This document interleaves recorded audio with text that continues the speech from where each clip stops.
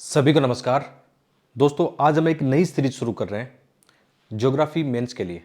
आपका काफ़ी ज़्यादा कमेंट आ रहा है कि मेंस के लिए कोई दोबारा से कोई सीरीज शुरू की जाए, तो उसी कड़ी में आज हम ज्योग्राफी सीरीज शुरू कर रहे हैं। उसका आज पहला चैप्टर होने वाला है। और सबसे पहले हम क्या करते हैं, आपको ये पता है कि जब भी पहला चैप्टर की बात होती है उसमें ये देखते हैं कि हमारा सिलेबस क्या है, साथ में प्रीवियस ईयर में किस टाइप के क्वेश्चन आए, ताकि आने वाले लेसन आपके उसी हिसाब से हो, टू द पॉइंट एग्जाम के हिसाब से हो। यानी जो यूपीसी का एक ट्रेंड एनालिसिस होता है उसके हिसाब से मेंस की आपको तैयारी करनी चाहिए। ज़्यादा किताबें इसमें पढ़ने की नीड नहीं होती है। ठीक है, रही बात ज्योग्राफी मेंस के सिलेबस की, सिलेबस काफ़ी वाइड है। ठीक है, और इसमें एनसीईआरटी के अलावा, किताबों के अलावा भी मतलब आपको बहुत सारी चीज़ें पढ़नी पड़ती है। तो आप साथ में एनसीईआरटी भी मेरे साथ पढ़ लेना। बाकी जो वैल्यूडेशन का काम होता है, वो जो रिसर्च होता है वो मैं कर लूँगा यहाँ पे। ठीक है, आपको इसके अलावा, इन लेसन के अलावा फिर दोबारा पढ़ने की नीड नहीं होगी, क्योंकि इतना अच्छा हम इसमें पढ़ाने वाले हैं। और साथ में ये लेसन जो होंगे हिंदी इंग्लिश दोनों में होंगे, स्लाइड दोनों में होगी, आपको बहुत फ़ायदा मिलेगा। और ये जो स्लाइड है, पीपीटी जो फाइल है, ठीक है, आपको हमारे टेलीग्राम चैनल पे मिल जाएगी। टेलीग्राम चैनल का नाम क्या है? Study eyes with Devendra Jakhar. Telegram में सर्च करना या वीडियो के डिस्क्रिप्शन में देखना। अब बहुत सारे बच्चे बोलेंगे सर ये जो स्लाइड्स है, ठीक है, इनको हम प्रिंट नहीं निकाल सकते, तो इसको जब अपने लेक्चर खत्म होंगे तो इनको मैं एक आपको पीडीएफ फाइल दे दूंगा, हिंदी इंग्लिश की अलग अलग। तो इनकी आप फोटोकॉपी मत निकलवाना, क्योंकि ये स्लाइड्स की फोटोकॉपी आपके लिए ठीक नहीं रहेगी। पीडीएफ में अलग से दे दूंगा हिंदी इंग्लिश की, जैसे अपने ये लेसन पूरे होते हैं। ठीक है, उसकी चिंता मत करना। तो हमारा इसमें कैसे रहने वाला है, और ये लेसन सब जगह काम में आने वाले हैं, तो आप वीडियो को लाइक शेयर जरूर करते रहना। ठीक है, तो जैसे आज हमारा पहला चैप्टर है, इस चैप्टर में हम क्या करने वाले हैं? ठीक है, इस चैप्टर में हम पढ़ेंगे हमारा जो सिलेबस है इसका। सबसे पहले सिलेबस के बारे में जानेंगे, और साथ में पीवाईक्यू का ट्रेंड एनालिसिस देखना जरूरी है। अदरवाइज जैसे आप क्या करोगे, डायरेक्ट ऐसे पढ़ने की कोशिश करते हो, तो ये आपकी सबसे बड़ी भूल होगी, है ना। आप डायरेक्ट उठ के किताबें पढ़ने लग जाओ कि ये मेरा ज्योग्राफी का है। ऐसा नहीं करना है, सिलेबस देखना है और पीवाईक्यू देखने हैं। पीवाईक्यू आपको क्या बताएंगे कि ज्योग्राफी के क्वेश्चन किस टाइप के आते हैं, करंट से आते हैं या किताबों से आते हैं या दोनों को मिला के आते हैं।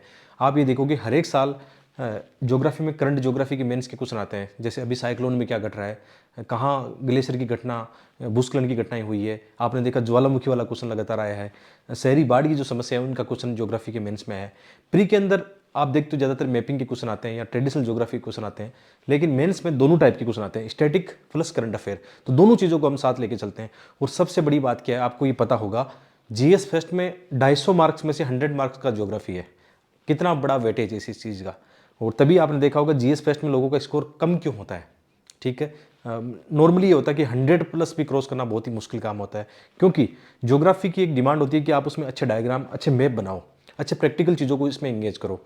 जैसे कोई भी क्वेश्चन आ रहा है, कि चाहे प्लेट टेक्टोनिक का क्वेश्चन आ रहा है, या चट्टानों का क्वेश्चन आ रहा है, साइक्लोन का क्वेश्चन आ रहा है, या कोई भी ग्लेशियरों का पिघलना, जिस जो एक्सट्रीम क्लाइमेट कंडीशन है उनका क्वेश्चन आ रहा है, तो आपके पास अच्छे वर्ल्ड के, इंडिया के मैप होने चाहिए, अच्छी केस स्टडी होनी चाहिए, अच्छे एग्जाम्पल डाटा आपके पास होने चाहिए, तभी आपकी ज्योग्राफी के आंसर बढ़िया लगेंगे। और जहाँ तक मेरा अनुभव है, सौभाग्य से एक बार मुझे 116 मार्क्स जीएस फेस्ट में आ चुके हैं। 116 मार्क्स बहुत बड़ी बात होती है, वो भी हिंदी माध्यम में। चुनौती होती है हमेशा 100 प्लस इस पेपर में क्रॉस करना। 116 17 इस साल भी मैंने देखे हैं कई बच्चों के, कई एस्पिरेंट के जिनका फाइनल सिलेक्शन हुआ है। तो 116 कब आते हैं? ये तभी आते हैं जब आपके सभी टॉपिक अच्छे हो, आपके ज्योग्राफी अच्छा हो, आपका हिस्ट्री अच्छा हो, सोसाइटी अच्छा हो, यानी जीएस फेस्ट का जो सिलेबस है वो आपने ढंग से किया हो। तो उसी कड़ी में हम आज ज्योग्राफी शुरू कर रहे हैं। तो पहला क्या है, ये ओरिएंटेशन क्लास है। मतलब इसका मतलब क्या, जब भी हम पढ़ना शुरू करते हैं क्या करना चाहिए हमें, हमारा सिलेबस और पीवाईक्यू हमारे सामने होनी चाहिए। अब हमें पढ़ाई शुरू करनी है, ताकि जो भी किताब पढ़ो टू दी पॉइंट पढ़ो, और ये आपको पता हो कि क्या पढ़ना है क्या छोड़ना है। और इस कड़ी में जैसे आपको ये भी पता है कि हमने हमारी प्रीवियस ईयर वाली किताब लॉन्च कर दी है। इसमें, इसके अलावा इसमें हमने सीसेट की किताब लॉन्च की है, एथिक्स की लॉन्च की है। और सबसे अच्छी बात क्या है, एथिक्स की बुक अभी डिस्काउंट चल रहा है आज के लिए, आप जरूर उसको देख लेना। ठीक है, क्योंकि पढ़ाते सब फ्री में, तो आप जानते हो थोड़ा बहुत खर्चा पानी कहाँ से आएगा, किताबों से आएगा। और आप सपोर्ट करोगे तभी। आप जानते हो जो मेरे साथ जुड़े हैं, मतलब बहुत ही प्यार करते हैं, वो सपोर्ट करते हैं। तो अपनी जो बुक आई है, जो भी बुक मार्केट में आई है, और हम ऑनलाइन भी आपको सेंड करते हैं, तो ज़रूर सपोर्ट करना उसमें। ठीक है, तभी ये चीज़ें पॉसिबल हो पाती है, क्योंकि कई सारे लोग मेरे साथ जुड़े हैं। ठीक है, तो चलते हैं आगे।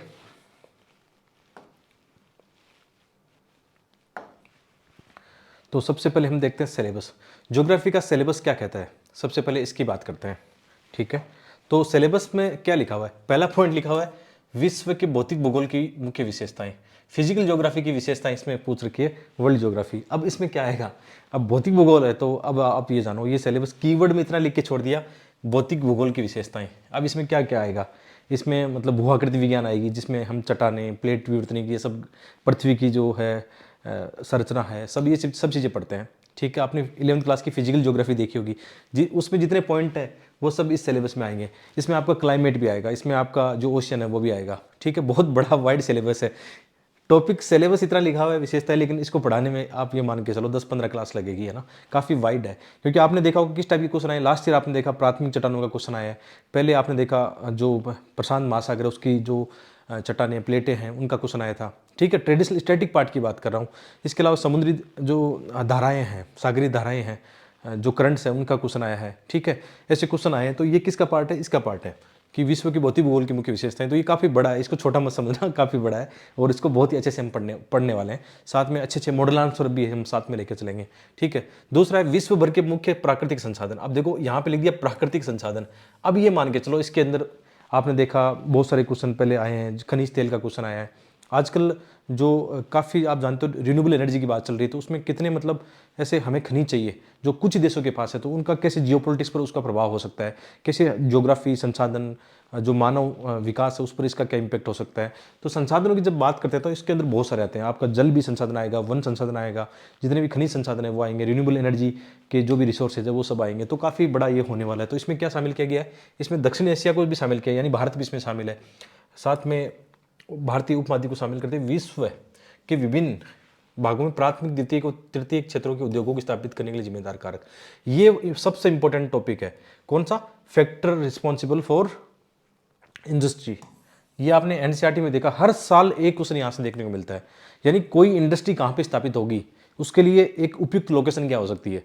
यानी इंडस्ट्री के लिए लोकेशन लगभग हर साल एक क्वेश्चन देखने को मिलता है। जैसे 2021 के आसपास कौन सा क्वेश्चन आया था कि आजकल ये ट्रेंड देखा जा रहा है कि जो भी आयरन स्टील इंडस्ट्री है वो कहाँ पर हो रही है, अपने ट्रेडिशनल स्थान की बजाय जो बंदरगाह है, लोकेशन है, वहाँ पे हो रही है। इसके अलावा भी आप देखना सूती वस्त्र से लेकर जो भी इंडस्ट्री है कहाँ स्थापित हो सकती है, उसके लिए क्या फैक्टर हो सकते हैं, उसके लिए खनिज संसाधन हो सकते हैं।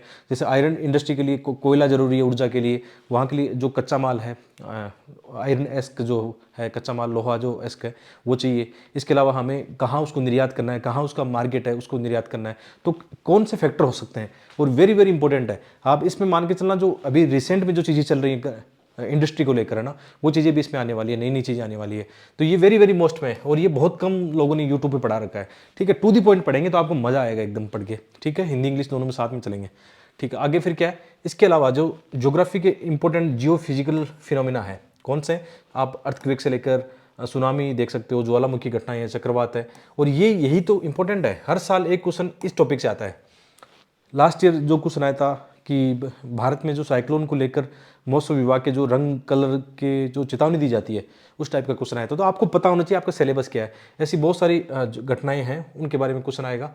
साथ ही साथ जैसे इनका क्या प्रभाव होता है, कैसे कैसे जो आजकल बदलाव आ रहे हैं, जैसे इनका वनस्पति प्राणी जगत पर इसमें क्या प्रभाव होने वाला है। यानी आप इसको कह सकते हो क्लाइमेट चेंज की घटनाएं और इनका क्या इंपॉर्टेंट हो सकता है। जैसे ग्लेशियर को पिघलने से हमारे मौसम पर क्या प्रभाव पड़ेगा, जैव विविधता पर इसका क्या प्रभाव होने वाला है। जो शहरी बाढ़ की घटनाएं होती है कैसे होती है, और इसमें क्या जो आजकल ग्लोबल वार्मिंग और एक्सट्रीम क्लाइमेट वेदर की जो कंडीशन होती है ना, जिसमें अलिनो लालिनो की घटनाएं होती है, जो अचानक फ्लैश ड्रोट आ सकता है, फ्लैश बाढ़, फ्लैश फ्लड कह सकते हैं, वो आ सकती है। तो ऐसे क्वेश्चन इसमें आने वाले हैं। तो ये आपका सिलेबस है, ये आपको बताएगा। देखो आप जब प्रीवियस ईयर क्वेश्चन देखोगे तब आपको पता लगेगा कि प्रत्येक जो टॉपिक है उससे क्वेश्चन आए हैं। वही हम आगे देखते हैं आगे की स्लाइड में। ठीक है, और ये ठीक है बहुत इंपॉर्टेंट है, टू दी पॉइंट तरीके से हम पढ़ते चलेंगे। और आपकी जिम्मेदारी है कि यार वीडियो को आप लाइक शेयर बहुत कम करते हो, कमेंट करके अपनी ओपिनियन बताया करो साथ में, ताकि वीडियो इंगेजिंग बने, मुझे भी पता लगे कि आप मतलब क्या चाहते हो। जैसे आज हमने इस पर पोल करवाया था कि मेंस में आप कौन सी चीज़ें पढ़ना चाहते हो, तो टेलीग्राम और यूट्यूब दोनों जगह पोल करवाया। तो आपका कहना है ज़्यादातर 70 के आसपास आया था यूट्यूब पे, और टेलीग्राम पे भी बहुमत किसका था कि ज्योग्राफी हम पढ़ना चाहते हैं। और मैं चाहता था कि ज्योग्राफी आपके पढ़ाऊँ, क्योंकि ये मेरा एक खुद को भी मतलब लगाव महसूस करता हूँ। 4 बार मेंस लिखा है मैंने ज्योग्राफी से। अभी तो चलो मैंने चेंज कर लिया सब्जेक्ट अपना, और तो लेकिन ये चीज़ें काम की हैं जो आपको पढ़ा सकता हूँ। ठीक है, आगे चलते हैं नेक्स्ट स्लाइड पर। तो अभी हमें क्या देखना है, हमें ये देखना है कि 2022 में ज्योग्राफी के कितने क्वेश्चन आए हैं। ठीक है, यहाँ पे आप देखना 2022 के एग्जाम में 100 मार्क्स, यानी जीएस फर्स्ट जो हमारा है कितने 250 मार्क्स का है। 250 में से 100 मार्क्स किसके आ रहे हैं, ज्योग्राफी के आ रहे हैं। ये आपको पता होगा तो आप ज्योग्राफी को कितना फोकस करोगे आपको अच्छी तरह पता है। फिर जो 150 मार्क्स है इसमें से 150 में क्या है, हिस्ट्री और सोसाइटी है। हिस्ट्री भी काफ़ी बड़ा है, सोसाइटी थोड़ा छोटा है। सोसाइटी ज़्यादा बड़ा नहीं है लेकिन सोसाइटी को लोग इग्नोर करते हैं। ठीक है, हिस्ट्री में कई सारे टॉपिक आते हैं, आर्ट एंड कल्चर से लेकर आधुनिक भारत से लेकर आज़ादी के बाद भारत और विश्व इतिहास काफ़ी बड़ा है। सोसाइटी मतलब 75 मार्क्स के लगभग आते हैं, इनको 50-50 आप कह सकते हो। लेकिन वेटेज किसका ज़्यादा है, ज्योग्राफी का यहाँ पे वेटेज ज़्यादा है। और क्वेश्चन किस टाइप के आते हैं वो भी हम देख लेते हैं। जैसे अभी हमने क्या देखा, हमने पहले की स्लाइड में क्या देखा, सिलेबस देखा। सिलेबस में पहले वाले में क्या लिखा हुआ था, जो फिजियोग्राफी की या भू आकृति की या भूभौतिक जो विशेषताएं ज्योग्राफी की, तो पहला क्वेश्चन किसका है, प्राथमिक चट्टानों की विशेषताएं। ठीक है, इनकी विशेषताएं बतानी है, प्राइमरी जो रॉक होती है। ये एनसीईआरटी का क्वेश्चन है, ये बेसिक एनसीईआरटी का क्वेश्चन है, स्टैटिक पार्ट का क्वेश्चन है। तो हमें पढ़ते समय ध्यान में रखना है कि एनसीईआरटी से भी अपना कंटेंट लेना है, क्योंकि क्वेश्चन कैसे आ रहे हैं, स्टैटिक भी आ रहे हैं साथ साथ में। और ये हमारा पहला वाला जो सिलेबस हमने पढ़ा था, जो भौतिक विशेषताएं, ज्योग्राफी की विशेषताएं, उसके टॉपिक से क्वेश्चन आया था। ये 150 वर्ड में आता है, यानी 2 पेज आपको वहाँ पे खाली मिलते हैं और ये 10 मार्कर है। ठीक है, 150 वर्ड में आपको लिखना होता है। सेकंड जो क्वेश्चन है, भारतीय मौसम विज्ञान विभाग द्वारा चक्रवात के जो क्षेत्र है, ठीक है, उनकी चेतावनी देने के लिए कौन से जो रंग संकेत बताए गए, उनका अर्थ क्या है, उनको देखो। ये क्या करंट अफेयर का है, ये करंट अफेयर प्लस ज्योग्राफी, क्योंकि सिलेबस में क्या लिखा हुआ था, साइक्लोन वगैरह सुनामी लिखा हुआ था ना, तो इसने क्या पूछ लिया, दोनों को जोड़ के पूछ लिया। ठीक है, तो ये करंट अफेयर से जुड़ा आ गया। इसके अलावा दक्कन ट्रेप, भारत के जो संसाधन है, विश्व के संसाधन है, दक्षिण एशिया के संसाधन है, सिलेबस में क्या लिखा हुआ था। ठीक है, तो क्वेश्चन क्या है, दक्कन ट्रेप के प्राकृतिक संसाधनों की संभावना। अब इसमें दोनों चीजें मिल गई। दक्कन ट्रेप का आपको जो इसकी हिस्ट्री है या जो पुरानी जियोलॉजी इसकी है ना, वो भी आपको पता होनी चाहिए। दक्कन ट्रेप कैसे बना था, दक्कन ट्रेप पे अभी कौन सी चट्टानें हैं, वहां पे कौन कौन से संसाधनों की आपको नीड है। साथ में तुरंत क्या बना दिया, इंडिया का मैप बना के जहां पे दक्कन ट्रेप है उसको दिखाया। ठीक है, कुछ लोग ऐसा भी कर सकते हैं कि जैसे उस समय अफ्रीका था, तो अफ्रीका से कैसे भारत अलग हुआ था। ठीक है, तो दक्कन ट्रेप के बनने की कहानी अफ्रीका से, जैसे गोंडवाना लैंड जब अलग हो रहा था, उनके अलग अलग महाद्वीप टुकड़े हो रहे थे, उस समय जो इंडियन प्लेट है उसका जब एक तरह से आप कह सकते हो अफ्रीकन प्लेट से जब अलग होती है, तो आपने देखा होगा हिंद महासागर में एक रियूनियन हॉटस्पॉट है, जब उससे गुजरा तो उस समय की ये घटनाएं होती है। तो थोड़ी बहुत आपको चाहो तो ऐसा मैप बना के आगे, वर्ल्ड के साथ इंडिया का मैप बना के आगे, यही आपका ज्योग्राफी में होना चाहिए कि आप तुरंत मैप क्रिएट कर दो। कोई भी ऐसा क्वेश्चन नहीं आएगा जिसमें आप ज्योग्राफी के मैप नहीं बना सकते। चट्टानों का भी आप, चट्टानों के जो भी प्रकार, आपने एनसीईआरटी के अंदर कुछ डायग्राम देखे होंगे चट्टानों के ना, तो चट्टानों का आप बना सकते हो। और भारतीय मौसम विज्ञान विभाग वाले, इसमें थोड़ा सा ये रहता है कि मैप कम बनने की संभावना है, लेकिन फिर भी आप दिखाना चाहो तो ये दिखा सकते हो कि इंडिया पे कहाँ कहाँ मतलब साइक्लोन की घटनाएं होती है, ऐसे करके थोड़ा बहुत दिखा सकते हो। साइक्लोन का एक मानचित्र बना सकते हो, उसका भी एक इम्पैक्ट होता है। तो हर एक में क्या होगा, एक डिमांड होगी। किसकी डिमांड होगी, मैपिंग की डिमांड होगी। ठीक है, आगे बढ़ते हैं, किस टाइप के क्वेश्चन आए हुए हैं। जैसे नेक्स्ट जो क्वेश्चन है,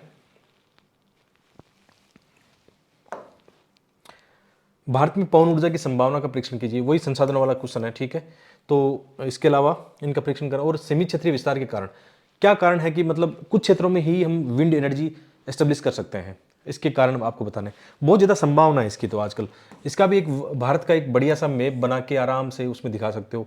आजकल तो कहाँ कहाँ संभावना है पवन ऊर्जा की, हम हमारी बात कर सकते हैं। जैसे विशेषकर हमारे आसपास, जैसे मैं जहाँ से आता हूँ शेखावटी क्षेत्र से, सीकर में भी पवन ऊर्जा की पहाड़ियों पर लगाए गए हैं। राजस्थान के पश्चिमी राजस्थान में बहुत ज़्यादा लगाए गए हैं। आपने तमिलनाडु वाला एरिया देखा होगा, काफ़ी वाइड क्षेत्र में आजकल फ्लोटिंग जो विंड आप कह सकते हो, उनको भी लगाने की संभावना है, बहुत ज़्यादा संभावना है। तो एक इंडिया का मैप बना के इसमें आराम से आप दिखा सकते हो, यही आपका पढ़ने का तरीका होना चाहिए। ठीक है, तो ये भी संसाधनों वाले टॉपिक से 2 क्वेश्चन संसाधनों के आ गए। ठीक है, इसके अलावा ये देखो, ये फिर से स्टैटिक वाला पार्ट है, जहाँ पे हम बात करते थे ना फिजियोग्राफी, या आप कह सकते हो फिजिकल ज्योग्राफी कह सकते हो। ठीक है, उससे क्वेश्चन आया हुआ है, जिसके अंदर एक हम ओशनोग्राफी भी पढ़ते हैं, यानी समुद्र विज्ञान भी पढ़ते हैं। तो समुद्री धाराओं को प्रभावित करने वाली कौन सी शक्तियां हैं और विश्व के मत्स्य उद्योग में इनका क्या योगदान हो सकता है। तो यहाँ पे दोनों चीज़ मिल गई, समुद्री धारा और संसाधन दोनों मिल गए आपस में, तो ये क्वेश्चन आ गया। इसके अलावा फिर से एक संसाधनों का एक कह सकते हो आप, रबर उत्पादक देशों के वितरण का वर्णन करते हुए उनके द्वारा सामना की जाने वाली प्रमुख पर्यावरणीय मुद्दे कौन से हैं।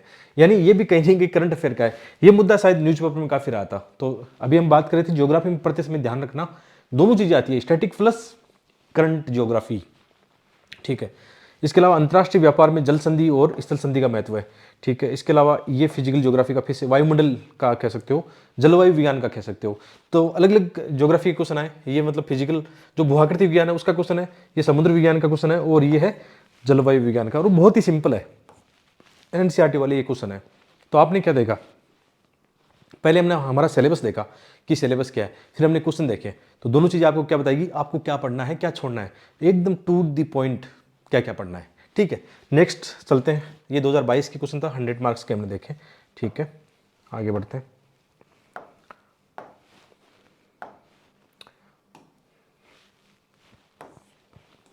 2021 में क्या मामला रहा है उसको भी हम देख लेते हैं, किस टाइप के क्वेश्चन रहे हैं।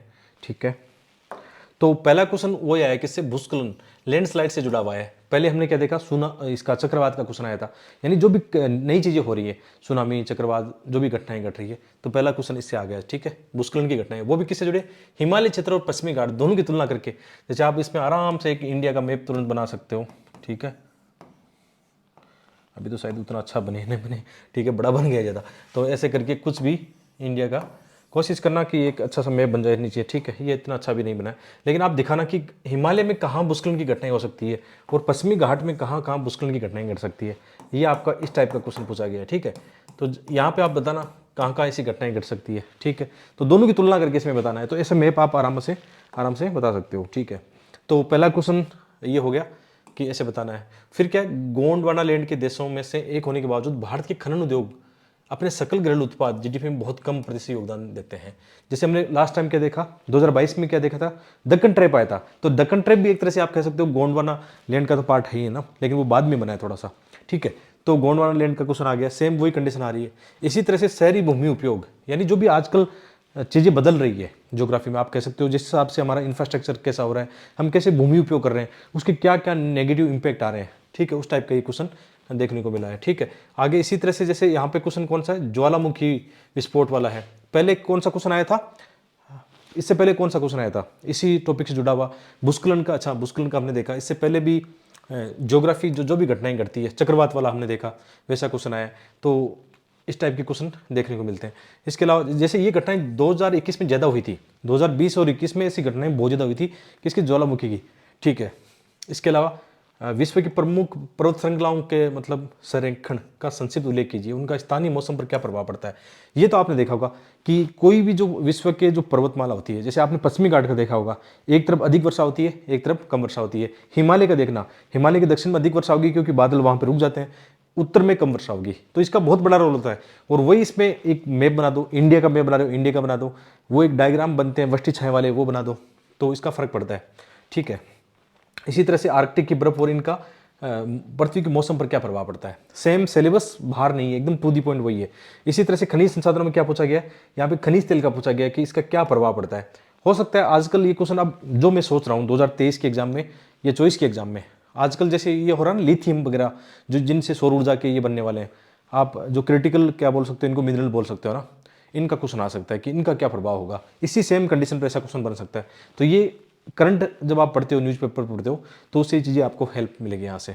ठीक है, इसके अलावा भारत के प्रमुख शहरों में आईटी उद्योगों के विकास से उत्पन्न होने वाले मुख्य सामाजिक आर्थिक प्रभाव। अब देखो कोई इंडस्ट्री कहाँ पे होगा, अब आईटी उद्योग कहाँ पे होगा, कहाँ पे इंफ्रास्ट्रक्चर होगा, जैसे बेंगलोर है। ठीक है, वहीं वो स्थापित क्यों है, तो आप ये देखोगे वहाँ की जो सरकार है, आप कह सकते हो वहाँ पे जो आईटी के लिए जो इंफ्रास्ट्रक्चर चाहिए वो वहाँ पे है। आप चाहे इंटरनेट की बात कर सकते हो या जो अच्छे स्किल वाले लोग हैं, ठीक है, वो भी आपको वहीं मिलेंगे, सब कुछ एक जगह मिलेगा। आजकल आपने देखा होगा ना, जो आईटी एजुकेशन में है, आप कह सकते हो कि आजकल ऐसे एयरटेक कंपनी आ रही है, उनके भी कार्यालय आप देखो बेंगलोर में होंगे, क्योंकि वहाँ पे सब कुछ उनको एक ही जगह मिल जाता है। तो इसके क्या सामाजिक आर्थिक प्रभाव होंगे वो आप देख सकते हो कि एक जगह हो सकता है बहुत ज़्यादा मतलब नई नई चीज़ें आ रही है। आपने देखा होगा कोविड-19 में देखा, विशेषकर जो ऑनलाइन जो रोजगार थे वो उनको ज़्यादा नुकसान नहीं हुआ, जबकि जो फिजिकल रोजगार थे उनको ज़्यादा नुकसान हुआ। तो एक आर्थिक असमान दिखाई ऐसे करके आप इनको बता सकते हो, और कुछ केस स्टडी जरूर बताना। ठीक है, तो इसमें भी लगभग वही पैटर्न रहा है हमारा, मतलब 100 के आसपास स्कोर इसमें देखने को मिलता है, थोड़ा बहुत कम हो सकता है, लेकिन 80 से लेकर 100 के आसपास आपको ज्योग्राफी यहाँ पे देखने को मिलेगी। नेक्स्ट आगे बढ़ते हैं।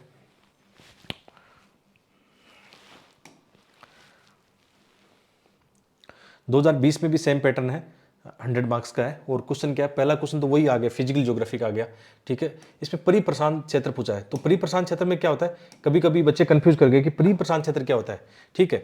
तो यहाँ पे सरकम पैसिफिक जोन, तो ये कुल मिला के किसको पूछा गया, जो आपने प्रशांत महासागर की जो प्लेटें देखी होगी, अग्नि मेखला जो बनाती है, उसके बारे में पूछा, उसकी विशेषताओं को पूछ रखा है यहाँ पे, ठीक है। और ये काफी चर्चा में रहा था, ये सरकम पैसिफिक जोन है, काफी चर्चा में रहा था। यहाँ पे भी कई सारी वोल्केनो एक्टिविटी की घटनाएं हुई थी, ठीक है। तो ये करंट अफेयर और फिजिकल ज्योग्राफी दोनों जोड़ के पूछ लिया। इसके अलावा मरुस्थलीकरण के प्रक्रम की जलवायु सीमाएं नहीं होती है, उदाहरणों से औचित्य सिद्ध करना है।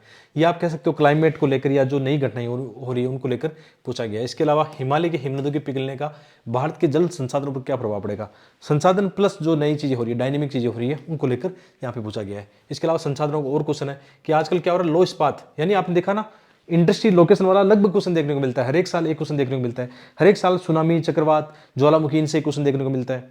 तो यही आपका पढ़ने का तरीका होता है कि मुझे अब ऐसे ही पढ़ना है, शॉर्ट नोट्स बना लो, टू दी पॉइंट पढ़ने की आदत डाल लो, बहुत अच्छा रहेगा, ठीक है। इसी तरह से आजकल नदियों का मामला काफी चर्चा में रहता है। जल संकट का एक क्वेश्चन हर साल देखने को मिलता है, आप ये देखो कि कोई बाढ़ का आएगा या कोई और चीज़ों का आएगा, ठीक है, ये क्वेश्चन आप देख सकते हो। इसके अलावा जैसे ये जो मतलब बड़े महानगर है आप कह सकते हो, उसमें शहरी वार्ड की बहुत सारे संकट देखने को मिलते हैं। ये करंट अफेयर का क्वेश्चन है, ये हर बार देखने को मिलता है। इसमें भी आप बना एक इंडिया का मैप बना के उसमें क्या दिखाओगे कि कहाँ कहाँ घटनाएं हो रही है। आप पुणे का एग्जाम्पल दे सकते हो, चेन्नई का या मुंबई का एग्जाम्पल रहता है, श्रीनगर का एग्जाम्पल रहता है, अलग गुड़गांव का भी ऐसा एग्जाम्पल रहता है, शहरी वार्ड का अलग अलग केस स्टडी बना सकते हो। अभी ये इंडिया का मैप ऐसे ही बना रहा हूँ फास्ट, वहाँ पे थोड़ा ठीक बना लेना, मैं भी ठीक बनाता हूँ, यहाँ तो इसे समझाने के लिए शॉर्ट बना दिया एकदम, ठीक है। तो इसके अलावा जैसे सौर ऊर्जा, वही संसाधनों का क्वेश्चन है, पहले विंड का आ गया, फिर सौर का आ गया, रिन्यूएबल एनर्जी का देखो क्वेश्चन आ रहा है, ठीक है। अब तो ये लिथियम वाले, ये आने वाले वक्त में देखना, ये क्वेश्चन आने वाले जो जो भी चीज़ें आती है, कोबाल्ट का जैसे प्री में आपने देखा, सब चीज़ें एक साथ जुड़ी हुई है। इसी तरह से वन संसाधन का, पहले कौन सा रबड़ वाला आया था, अब वन संसाधनों को लेकर क्वेश्चन आ गया। तो ये 3-4 एरिया है जहाँ से बार बार वही क्वेश्चन आने हैं, ठीक है। आगे बढ़ते हैं, फिर 2019 के एग्जाम में कैसे क्वेश्चन आए, वही लगभग 100 मार्क्स का पैटर्न है, सेम पैटर्न देखने को मिल रहा है। यही एनालिसिस आपको हर एक सब्जेक्ट में करना चाहिए पढ़ने से पहले। तो यहाँ पर क्या है, ग्लोबल वार्मिंग का क्वेश्चन आया है। ग्लोबल वार्मिंग का किस पर, प्रवालों पर इसका क्या प्रभाव है। तो ये एक तरह से समुद्र विज्ञान स्टैटिक पार्ट प्लस करंट घटना दोनों को जोड़ के आ गया है, यानी दोनों चीज़ें ज़्यादा पूछी जा रही है। इसके अलावा मैंग्रोव वनों का जो नुकसान हो रहा है, उससे तटीय क्षेत्रों को क्या नुकसान हो रहा है, ठीक है। वन संसाधन कह सकते हो, या इनको जो नई चीज़ें हो रही है उसमें जोड़ सकते हो। इसके अलावा प्राकृतिक संसाधन आधारित विनिर्माण, इंडस्ट्री लोकेशन वाला क्वेश्चन है, ठीक है, इनसे क्या प्रभाव होता है। तो प्रादेशिक संसाधन आधारित विनिर्माण की रणनीति भारत में रोजगार की प्रोन्नति में सहायक हो सकती है। रीजनल वाइज क्या करना है, रीजनल रिसोर्सेज बेस्ड मैन्युफैक्चरिंग, ठीक है, regional resources based manufacture. Example देखिए बताने, जैसे भारत का मैप बनाया, यहाँ पे जैसे विशेषकर आप नॉर्थ ईस्ट का मैप बनाते हो आप, ठीक है। तो इसमें क्या बताओगे कि नॉर्थ ईस्ट के अंदर क्या हो रहा है, जैसे बहुत सारे फल फूल होते हैं, तो वहाँ पे कौन सा मैन्युफैक्चर हो सकता है, ये खाद्य जो फूड इंडस्ट्री, जो इंडस्ट्री वो लग सकती है। आपने विशेषकर इसमें देखना पंजाब हरियाणा, यहाँ पे दूध जो मिल्क बेस्ड इंडस्ट्री है वो बन सकती है, कई और चीज़ें जो होती है। यानी हमें क्या बनाना है, रीजनल बेस्ड एक स्ट्रेटेजी बनानी है कि जहाँ पे जो संसाधन अच्छे हैं वहाँ से हम कौन सी इंडस्ट्री अच्छी बना सकते हैं। तो इसमें देखो मैं क्या बता रहा हूँ, हर एक में आपको क्या बता रहा हूँ कि मैप बनेगा, डायग्राम बनेगा, केस स्टडी, जैसे यहाँ पे केस स्टडी कौन सी दी, नॉर्थ ईस्ट वाली केस स्टडी थी कि यहाँ पे ऐसा हो सकता है, यहाँ पे ये चीज़ें होती है। कहीं जैसे सागरीय तट है, द्वीपीय क्षेत्र है ना, वहाँ पे मछलियाँ अधिक होती है, तो वहाँ पे उस टाइप की फूड इंडस्ट्री वहाँ पे लग सकती है, और भी जो खनिज होगा उसके हिसाब से बन सकता है, ठीक है, ऐसे इंडस्ट्री बन सकती है अलग अलग क्षेत्र पे, ठीक है। नॉर्थ ईस्ट में कुटीर उद्योगों का भी काफ़ी प्रचलन में है, वहाँ पे जो बांस है उससे टोकरियाँ, जो खिलौने वगैरह बनते हैं। तो ये क्या कहता है, ये क्वेश्चन की डिमांड भी यही थी कि स्ट्रेटेजी बनानी है किसकी, रीजनल रिसोर्सेज बेस्ड मैन्युफैक्चरिंग, यानी लोकेशन वाला क्वेश्चन है। इसके अलावा जैसे उत्तरी पश्चिमी भारत में कृषि आधारित खाद्य प्रक्रमण उद्योगों स्थानीयकरण के कारक, वही दोनों क्वेश्चन एक दूसरे से जुड़े हुए हैं, लगभग सेम सी सिचुएशन है इसमें, ठीक है। इसके अलावा वही जल संकट का हर साल क्वेश्चन देखने को मिलता है कि क्या है, और वाटर स्ट्रेस क्या है, और भारत में किस प्रकार, मतलब अलग अलग क्षेत्रों में अलग अलग है। तो इसमें एक इंडिया का मैप बना के जो वाटर स्ट्रेस एरिया है, जैसे मैं एग्जांपल दूंगा, अपना वाला एग्जांपल दूंगा, मैं से करके आया था, शायद ये 19 के एग्जाम का मेंस लिख रहा था, जिस बार इंटरव्यू दिया था, तो इसमें मैं अपना ही लिख के आया था कि कैसे अपनी वाली केस स्टडी काम करती है, कि मैं इस क्षेत्र से सिक्योरिटी क्षेत्र से आता हूँ, और वहाँ पे जो एक समय क्या था, जो ग्राउंड वाटर है, ग्राउंड वाटर एक समय बहुत ऊपर था, मतलब आप कह सकते हो 100-200 फीट है, आज वही 700 फीट पे चला गया है। तो केस स्टडी देखिए इससे फायदा होता है, आप एग्जांपल देके बताओगे ना, डायग्राम भी बना सकते हो। ज्योग्राफी वाले में ऐसा होता है कि आप अपना एक डायग्राम बना सकते हो। इसी तरह से पर्वत पारिस्थितिक तंत्र को विकास पहलों पर्यटन के ऋणात्मक प्रभाव से किस प्रकार पुनर्स्थापित किया जा सकता है।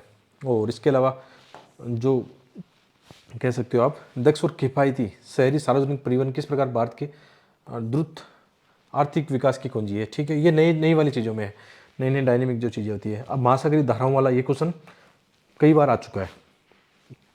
महासागरीय धाराएं जलराशि समुद्री जीवन तटीय पर्यावरण पर अपने प्रभावों में किस प्रकार परस्पर भिन्न है। तो सेम तरीका है, सेम जो टॉपिक है, हमने जो सिलेबस देखा था वहीं से बार बार वही पैटर्न देखने को मिल रहा है। ठीक है, आगे बढ़ते हैं। 2018 में 85 मार्क्स के हैं। ठीक है, ये घटता बढ़ता रहता है, लेकिन नॉर्मली एवरेज आपने देख लिया कि ये 80 से लेकर 100 के बीच में तो ज्योग्राफी आनी है। ठीक है, और क्वेश्चन की किस टाइप के हैं, जैसे ये ज्योग्राफी में एक बार क्वेश्चन आया था, भारतीय प्रादेशिक नौ परिवहन उपग्रह प्रणाली जो IRNSS की आवश्यकता क्यों है, ये नौ परिवहन में किस प्रकार सहायता कर सकती है। अब देखो, देखने में ये क्वेश्चन कैसा लगता है, देखने में ये क्वेश्चन लगता है साइंस और टेक का, लेकिन GS फेस्ट में साइंस और टेक का सिलेबस है नहीं है, इसका मतलब ये ज्योग्राफी का है। ठीक है, ये भी ध्यान रखने वाली बात है कि आपका सिलेबस क्या कहता है, अदरवाइज बच्चे इसको साइंस टेक के हिसाब से वो बना के आ जाएंगे, उपग्रह वो बना के आ जाएंगे। ये ज्योग्राफी का क्वेश्चन है, इसमें एक ज्योग्राफी के मैप बनने चाहिए। इसमें आप जो इंडिया का कहाँ तक इसकी जो है, इंडिया से आप कह सकते हो कहाँ तक इसका विस्तार है, यहाँ अफ्रीका, ठीक है, या फिर जो दक्षिण एशिया है वहाँ तक इसका कितना इसका विस्तार है, और कैसे नौ परिवहन प्रणाली में लाभ दे सकती है, ये उस टाइप का क्वेश्चन है। तो ये भी आपको देखना होता है। ठीक है, नेक्स्ट क्वेश्चन क्या है, आर्कटिक प्रदेश के संसाधन। एक क्वेश्चन पहले भी था, जो आर्कटिक और अंटार्कटिका की जो बर्फ पिघलती है तो उसका वैश्विक जलवायु विज्ञान पर क्या प्रभाव है। सेम वही क्वेश्चन पैटर्न देखने को मिला, संसाधन का क्वेश्चन है। इसके अलावा मेंटल प्लूम, ये कोर ज्योग्राफी का है, जो प्लेट टेक्टोनिक है ना, मेंटल प्लूम जहाँ से नीचे से लावा जो मैग्मा निकलता है उसका क्वेश्चन है। यानी प्लेट विवर्तनिक का एक क्वेश्चन देखने को मिलता है, क्योंकि हमने पहले देखा सरकम पैसिफिक देखा, ठीक है, अभी ये देखा, और एक चट्टानों को देखा, ये सब मिले जुले एक दूसरे से जुड़े हुए टॉपिक है। इसका मतलब ज्योग्राफी में क्या पढ़ना है, फिजिकल ज्योग्राफी है ना, जिसमें भूआकृति विज्ञान, समुद्र विज्ञान, मौसम या जलवायु विज्ञान, ये सब हमें पढ़ना है।